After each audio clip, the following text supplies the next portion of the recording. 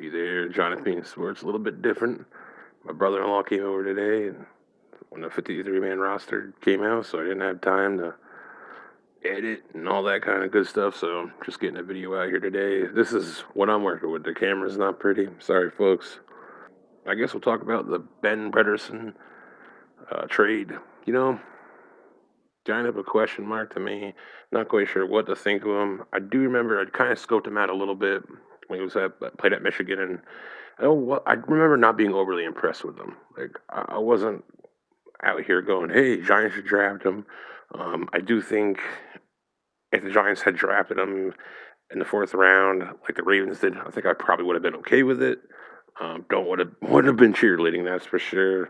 I do think the Giants are going to run a power run scheme here, and that's good for Ben. He'll fit that. He's just nothing fancy about him. I mean, he's not overly athletic.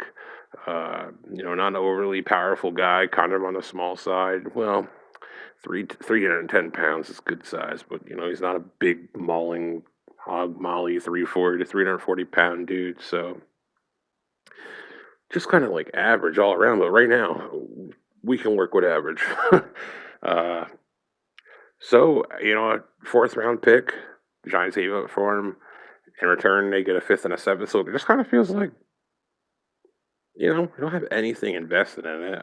It's they got Ted Larson on the practice squad, so if it don't work out, you're just kind of moving picks around a little bit. I mean, I'm sure some fans will find an excuse to complain about a fourth instead of a fifth and a seventh, but I'm not going to cry about it. As for the 53-man roster, though, I mean, I really think it's kind of what we expected. There was a few there, like I was super surprised David Moa wasn't on that was on the final 53. That was kind of a little. I think he earned himself a spot. Now they went with that Raymond Johnson the third who really flashed, and I get it. He gives you a plus in the pass rushing department. So I get why they went that route. I just think they could have, like some who made the roster, like Reggie Ragland. I think they could have took him out and got Mo in there because it sucks when players earn a spot on a team and don't get in there. It makes me feel horrible about coaching and just the whole business altogether. David Sills obviously didn't make it. Hey, if David Sills was the first, second round pick, he's on this team. Let's be honest.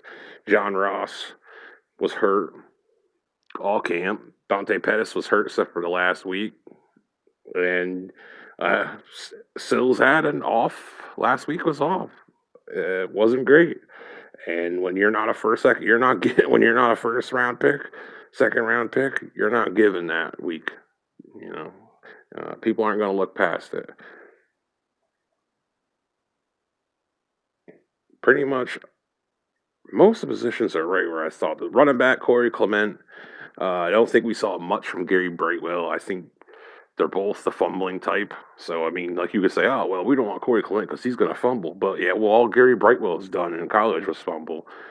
Just Brightwell just didn't pop to me like you want. And running backs kind of like them that position where right off the bat, instantly they're going to make an impression early. You don't see many running backs struggling early and then blowing up the scene later on. So I don't have huge expectations for Brightwell. I guess maybe they just thought if they waive him, he's not going to make it back to the practice squad. But who the hell was going to pick up Gary Brightwell, who's done nothing in our camp? So don't know. Let's see what we got here. Oh, Jonathan Harrison, the backup center. Whoa, what was that? Backup center.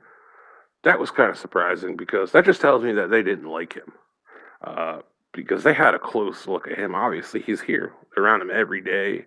I thought he played well in the preseason games. Kind of just a little confusing why he was waived for Ben Bredeson, who's kind of a question mark. So I don't know. Weird move. I don't know. Something's there. There's something about him they don't like or they're unsure about. Or maybe they thought they could waive him and get him on the practice squad. I don't know. Actually, I haven't. I should have done my homework and actually looked into what teams picked up these players if they made it back to practice squad. But I'm sorry, folks. I'm unprofessional and lazy, so that just won't happen. What else we got here? I feed Odin. After watching the camp, I'm not surprised by Ifedi not making a roster. He just doesn't have that burst. I think all around he's a good football player, but he to play edge rusher, he just doesn't have that get off, man. And it's unfortunate because I really thought, he could come in here and kind of be that 7, 8 sack, or not quite Marcus Golden, but a little bit underneath that. 7, 8 sacks. I thought he could do that, but I don't. I just misjudged his talent. I think maybe he could bulk back up and get a job, as a three tech defensive tackle in a 4-3 or something in the future. Because he seems like a cool dude. He's a funny, laid back guy. It's a shame it didn't work out. That's pretty much it. I mean, Jonathan Harrison, Corey Clement, David Sills, Ifedi, David Noah. Them were the guys I was really surprised about. What do we got? Oh, by the way, look at these lovely notes. Such penmanship. What we got here? Oh, the corner. I'm surprised. They must really like that Josh Jackson from Green Bay. I don't know. I just, for some reason, I thought he was going to be cut. But he's on the roster.